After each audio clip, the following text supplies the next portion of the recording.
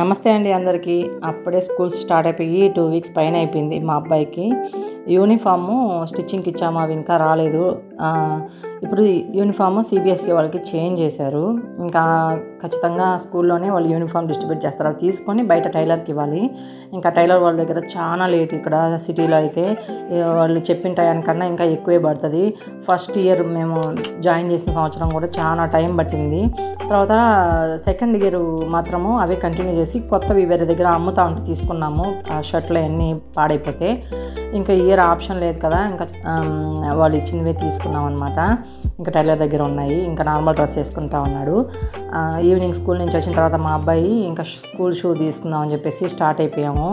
ఇంకా నేను ఎక్కడికి వెళ్ళినా నా హచ్చుకుక్క పిల్లలు వెనకాలే ఉంటారు కదా, ఇంకా ఇద్దరిని తీసుకొని పోతా ఉన్నాను. మా అబ్బాయి ఇంటి నుంచి బయటకు వచ్చిన తర్వాత నాకు దాహం వేస్తుంది అని చెప్పి ఈ గోళీ సోడా తాగడానికి దాహం వేస్తుంది అన్నాడు. ఇంటికి వెళ్ళి తాగేసిరా నాన్న, మేము ఇక్కడ ఉంటామంటే లేదు నాకు ఇలా గోళీ సోడా కావాలన్నాడు.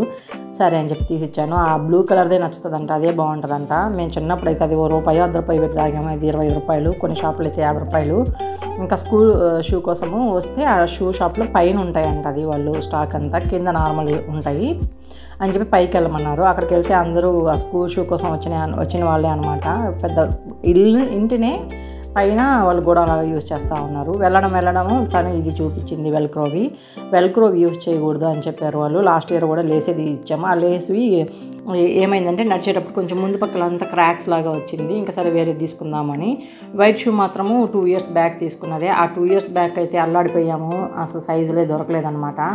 ఆ ముందు ఇలాగా కోవిడ్ టైము ఉండడం వల్ల ఆపేశారు కదా, కంపెనీలు అంతా ఆపేశారంట చేయడము. అందుకని చెప్పేసి సైజులే దొరకలేదు, భలే ఇబ్బంది పడ్డాము. ఇంకా ఏదో లాస్ట్కి 2 మంత్స్ తర్వాత కొన్నాం అనమాట, లేట్గా. అదే యూజ్ చేస్తూ ఉన్నాము. ఇంకా అది కూడా లేసే చెప్పారు, క్యాన్వాస్ టైప్లో లేసు. బ్లాక్ షూ వచ్చి లేస్ తీసుకోవాలి, వెల్క్రో అయితే నాట్ అలౌడ్ అని చెప్పేశారు. ఇంక ఇక్కడికి వచ్చి కింద తీసుకునేసి పక్కన షాప్కి వచ్చాము. షాప్కి వచ్చి ఇక్కడ లంచ్ బ్యాగ్ తీసుకుందామని చెప్పేసి చూస్తూ ఉన్నాను. మా అబ్బాయి, నేనేమో ఇది సెలెక్ట్ చేస్తే మా అబ్బాయి ఇది వద్దుమా, నాకు అక్కడ వేరే బొమ్మ నచ్చలేదు అని అన్నాడు. ఇంకా పక్కన పెట్టేసి వాటర్ బాటిల్స్ తీసుకునేసి బయలుదేరుతా ఉన్నాను. అన్న చెల్లెలు ఏమన్నా ఒక పుట్టలో ఉండరు, ఇద్దరు పోయేసి పక్కన ఐస్ క్రీమ్ కావాలన్నారు. అది వద్దులే అని చెప్పాను నేను. ఇంకా నేను అవి చూస్తా బిల్లు వేయించుకుంటా ఉంటే ఇదో మా పాప వచ్చి బబుల్స్ది తీసుకునింది. ఇలాంటివి అయితే మా అబ్బాయి దగ్గర ఎన్ని ఉన్నాయో పగలగొట్టేశాడు అన్నీ. వాళ్ళ డాడీ అయితే వాడు అడగనే అన్నీ తెచ్చిచ్చేవాడు.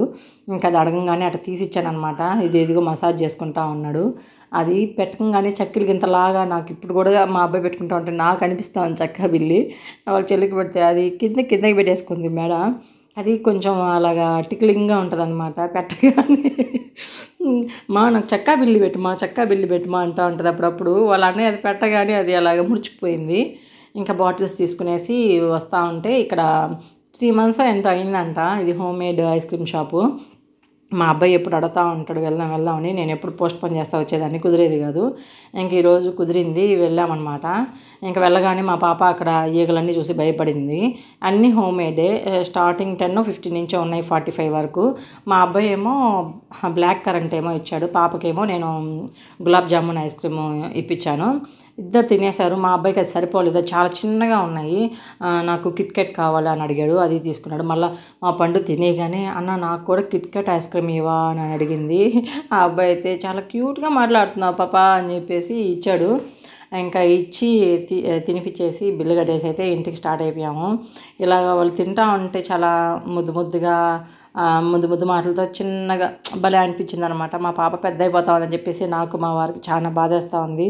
ఇంకా వాళ్ళని ఇప్పట్లో ఇంకా 4+ yearsతో గట్టిగా ముద్దు పెట్టుకోలేము. వాళ్ళ మాటలు మామూలుగా ఉంటాయి, నార్మల్గా ఉంటాయి, క్యూట్గా ఉండవు కదా, అందుకని చెప్పి బాధ. నేను మా అబ్బాయి అలా అయ్యేటప్పుడు బాధపడేదాన్ని. ఇప్పుడేమో మా వారు పెద్ద బక్ పండు అని ఫీల్ అవుతూ ఉన్నాడు.